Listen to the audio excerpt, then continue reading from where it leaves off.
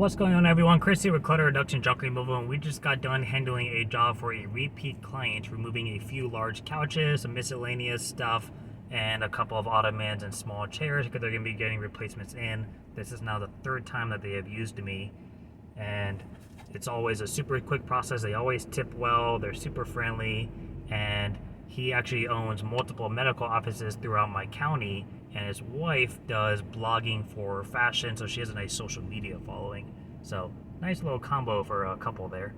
Now, the job today ended up being a full load and then some, but I only charged for full load, and he actually had a discount that I sent out for my spring cleaning, but he didn't tell me about it until his wife mentioned it afterwards. So I told him I can either refund you the 10% now, or I'll double it and make it 20% the next time you use me for the inconvenience. Now, I did that because either A, I could send out 10% right now, it's not a big hit, or I could double it, and that encourages him to use me again. Now, he's already used me 3 times, so I'm sure he's probably going to use me the 4th, but that's a good way for me to kind of secure the income now and send it off next time, knowing that he's going to want to use me for that perk. So, what I want to go ahead and talk about today is how senior living facilities have been one of my best clients over the last 2 years. Of course, repeat clients are great. Realtors land you a ton of jobs, but senior living facilities, for me personally in my area, have been one of my top sources. And I want to talk about some of the ways how, and then one of the ways that you can go market to them to try to get them on your team also. We were at the dump when we started. We just went ahead and weighed in. Came out to $16.80 to dump 800 pounds. And we have a little bit of a line ahead of us. Now, the only thing to keep it from that job is gym mats, which I actually was going to be buying on Amazon pretty soon anyways, because I signed up for a Spartan race that I've always wanted to do. So now we need to get back in shape because we got some pudge going on here. So that was perfect timing, and that's a great thing about junk removal is you often find things you end up needing anyways. Sometimes you just have to speak it into existence. I find that whenever I tell somebody I need this, I end up getting it within a month, sometimes even sooner. So, getting into the list. The first thing with senior living facilities, just like anywhere else, whether it's a storage unit or an apartment building, is that the building itself needs junk removal, whether it's a surplus, or maybe they replaced something, or they had an eviction, or they have a storage room full of crap they just need to get removed. Just like anywhere else, they may call you, and it may not always be a resident that needs you. So it's also good to, when you market, try to get on their vendor list so that you're first to be called and first to be referred. The next thing is when residents need decluttering or they need something removed because they're going to be replacing it. Just like anything else, an apartment building, someone orders a new couch, they need to get rid of their old couch. Same exact thing happens at senior living facilities. Just because they're older doesn't mean they want to switch things out all the time. Or every now and then, if they start to collect too much stuff and they have walkers that need to get by or the floor space kind of gets consumed, they need to get decluttered a little bit so it's safer for them. And whether that's something that they make a decision on or the family does, either way, you're getting a job. The third thing is move-outs and passing. So there's move-outs, whether they relocate to a new location, or maybe they just change rooms and they decide not to take everything with them, or unfortunately they pass away, in which usually the families are reaching out to you, and they normally will only take sentimental stuff. And it's usually out-of-state families, so they'll only take what they can fit in a suitcase to go back, or maybe they'll have it shipped up, but normally all the furniture is staying, and that's what I end up removing. So that's something where in an apartment building, you have move-outs or you have evictions. At a senior living facility, you have move-outs or you have passings.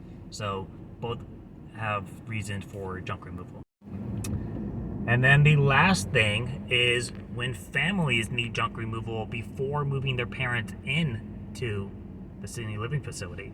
So imagine, your dad just hit 76 years old and it's time for him to go to a senior living facility, and he's only going to be taking a couple of necessity furniture pieces and some of his clothing and maybe a couple of things here and there. Definitely not taking everything though, you don't have the room for it. So they need to pack up what they have, and you come in and get out everything else.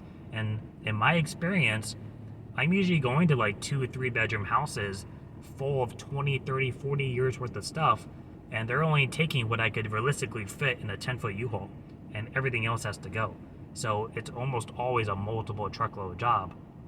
And if you like to do side jobs like moving or deliveries, that's a great way to get some extra money to say, hey, if you guys need me to, I'll go ahead and take a trip of stuff over to the senior living facility as a move, just pay me cash on the side, and then I'll come back and get all the junk removal through the business. That's something I do all the time, and it makes me a great little side profit. So those are the 4 things that I found to be most beneficial when I work at senior living facilities. As far as marketing to them, I've mentioned this before, but you typically want to talk to the executive director or the sales manager. If anything, just try to get to anyone past the front desk. Anyone else past that should be able to point you in the right direction. But I usually go to them and I'll say, hi, my name is Chris. I own Clutter Reduction Junk Removal. We're a local company. I am looking for a vendor position with your building, whether you guys need to have, anything cleaned out in the event you have a passing, or if you have any surplus items. If anything, can you, pass my cards out to your residents or future residents?